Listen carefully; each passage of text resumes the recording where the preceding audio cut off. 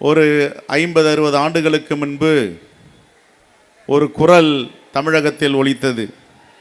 ஓடி வந்த இந்தி பெண்ணே கேள், நீ தேடி வந்த கோழையுள்ள நாடு இதுவல்லவோ என்று. ஆனால் இப்பொழுது அதே நிலையை பாஜக அரசு தமிழ்நாட்டில் உருவாக்கி ஒரு எழுச்சியை பெற வைக்க வைத்திருக்கிறது.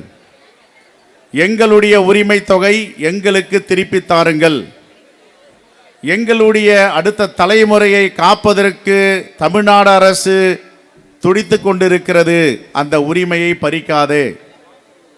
மோடி அரசே, எங்கெங்கெல்லாம் பாஜக இல்லாத மாநிலங்கள் ஆட்சி செய்கின்றனவோ அந்த ஆட்சிகளை எல்லாம் துன்புறுத்தும் வேலையிலும் பழிவாங்கும் வேலையிலே நீங்கள் ஈடுபட்டு இருக்கிறீர்கள். இதை வன்மையாக இந்த கூட்டத்தின் வாயிலாக கண்டிக்க கடமைப்பட்டிருக்கிறோம். மொழி என்பது ஒரு தேன்கூடு போன்றது. இதில் சுவையான இனிப்பும் இருக்கும், குளவி என்ற தேனீக்களும் இருக்கும். அதை தொட்டு பார்த்தால் தேனீக்களுடைய வலி எப்படி இருக்கும் என்று பாஜக இன்னும் உணரவில்லை. அவர்களை உணர வைப்பதற்கான காலம் வெகு தூரத்திலும் இல்லை. இந்த போராட்டம் என்பது அடுத்த தலைமுறையை பாதுகாக்கின்ற போராட்டம். நாங்கள் கொடுக்கின்ற வரி பணத்தை பெற்றுக்கொண்டு எங்களுக்கு சேர வேண்டிய உரிமை தொகையை ஏன் தர மறுக்கிறீர்கள்? இன்று இந்தியாவில் ஜிஎஸ்டி வரி செலுத்தும் மாநிலங்களில் மிகப்பெரிய மாநிலமாக தமிழ்நாடு இருக்கிறது. 3வது மாநிலமாக இருக்கிறது.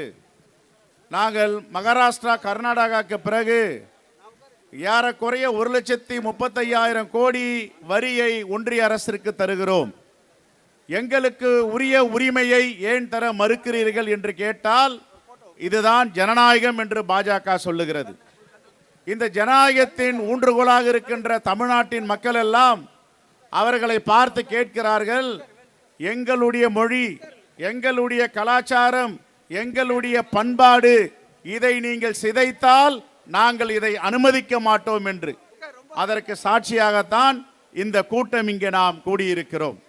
நான் கேட்கிறேன், பாஜக அரசே, நீங்கள் 1980 உங்கள் கட்சியை ஆரம்பித்தீர்கள். திராவிட முன்னேற்ற கழகத்துடைய வயது 75 ஆண்டுகளை தாண்டி இருக்கிறது. மக்கள் பணியில 75 ஆண்டுகள் கடந்த ஒரு கட்சி பேரியக்கம். காங்கிரஸ் பேரியக்கத்திற்கு 140 வயதாகிறது. மக்கள் பணியிலே நாங்கள் எல்லாம் இருக்கிறோம். ஆனால் நான் கேட்கிறேன், நீங்கள் 40 ஆண்டுகளுக்கு முன்பு கட்சியை ஆரம்பித்து விட்டு இந்த தேசத்தை சிதைப்போம், கூட்டாட்சி தத்துவத்தை முறிப்போம் என்றால் தமிழ்நாட்டு மக்கள் ஒருபோதும் அனுமதிக்க மாட்டார்கள்.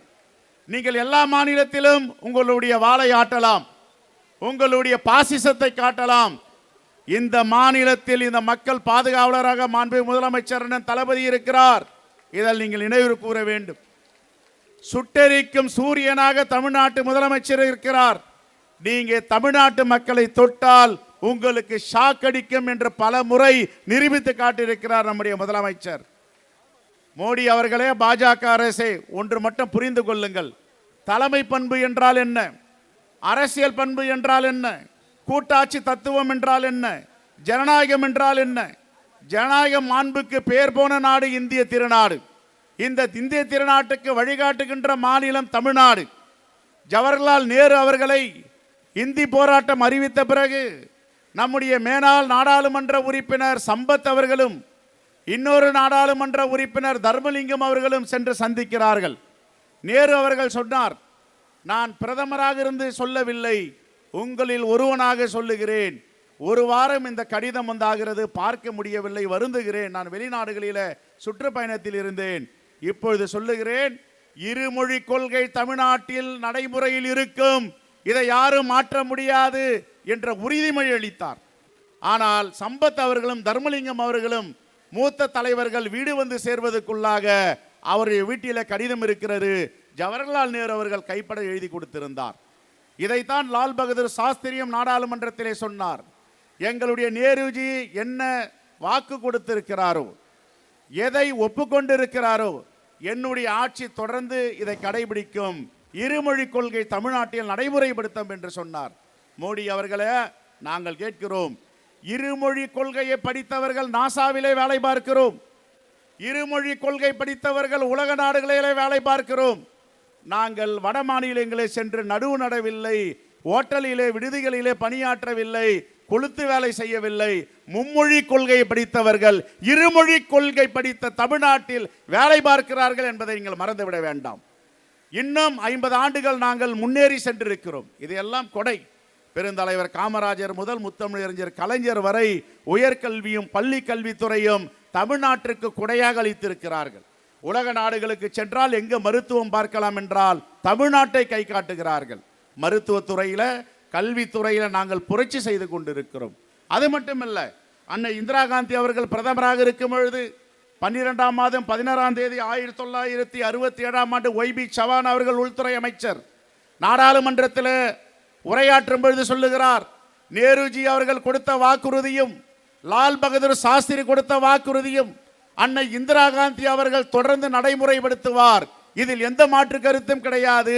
இருமொழி கொள்கை தமிழ்நாட்டில் தொடர்ந்து இருக்கும் என்று. என்ன உங்களுக்கு பிரச்சனை? எதற்காக இந்தியை திணிக்க வேண்டும் என்று முயற்சி செய்கிறீர்கள்? ஒரு நாடு, ஒரு தேர்தல், ஒரு மொழி, ஒரு ரேஷன் அட்டை, சீனாவில் உள்ளது போல ஒரு அதிபர் ஆட்சி. இந்த ஒரு அதிபர் ஆட்சிக்கும் ஒரு நாடுக்கும் ஒருபோதும் இந்திய மக்கள் இடமளிக்க மாட்டார்கள், உங்களுக்கு வாய்ப்பளிக்க மாட்டார்கள். இதை இறுதி எச்சரிக்கையாக இந்த கூட்டத்தில் இருந்து நாங்கள் சொல்லுகிறோம். இந்த கண்டன ஆர்ப்பாட்டம் கூட்டம் என்பது இது ஆரம்பம் அல்ல, இன்னும் தொடரும். இது முடிவும் அல்ல. தமிழ்நாட்டு மக்களுக்கு எப்பொழுதெல்லாம் பங்கம் வருகிறதோ, எப்பொழுதெல்லாம் இழுக்கு வருகிறதோ, எப்பொழுதெல்லாம் பின்னடைவு ஏற்படுவதற்கு நீங்கள் முயற்சி செய்கிறீர்களோ, அப்பொழுதெல்லாம் எங்களுடைய மாண்பு முதலமைச்சர் அண்ணன் தளபதி வெகுண்டு எழுவார். அவர் பின்னால் இந்தியா கூட்டணி வலிமையாக இருக்கிறது, இரும்பு கோட்டை போல் இருக்கிறது. உங்கள் கனவு என்றும் பலிக்காது என்பதை நீங்கள் உள்வாங்கிக் கொள்ள வேண்டும். 6ஆம் வகுப்பு மாணவ மாணவிகளுக்கு எதற்காக விருப்ப பாடம், தொழிற்கல்வி என்ன சொல்ல வருகிறீர்கள்? மனு சாஸ்திரம் ஒன்று இருந்தது, எங்கள் மூதாதையர்கள் அதை முறித்தெறிந்தார்கள். 6ஆம் வகுப்பில் நீங்கள் விருப்ப பாடத்தை தொழிற்கல்வி எடுக்க வேண்டும் என்றால் செருப்பு தைப்பவன் செருப்பு தைத்து கொண்டு இருக்க வேண்டும், சகதிகளை சாக்கடையை வாரிக்கொண்டிருந்தவன் சாக்கடையை வாரிக்கொண்டு இருக்க வேண்டும். இதான் பாஜகவுடைய தத்துவம், இதுதான் RS உடைய கொள்கை கோட்பாடு. இதை திணிக்க தமிழ்நாட்டில் முயற்சித்தால் தமிழ்நாட்டு மக்கள் ஒருபோதும் வேடிக்கை பார்க்க மாட்டார்கள். ஒன்று மட்டும் சொல்லுகிறேன், நிறைவாக சொல்லுகிறேன், இது தமிழ்நாடு. தமிழ்நாட்டு மக்கள் எவ்வளவோ போரை பார்த்தவர்கள், உங்களை அனுமதிக்க மாட்டார்கள். பாஜகவை RSS மட்டுமல்ல, பின்புற வழியாக இவர்களுக்கு ஊதுகுழலாக இருக்கிறார்களே, இவர்கள் சொல்லுவதை மறைமுகமாக செயல்படுத்திக் கொண்டு இருக்கிறார்களே, அவர்களுக்கும் 2026 தேர்தலில் டெபாசிட் இல்லை என்பதை தமிழ்நாட்டு மக்கள் உணர செய்வார்கள்.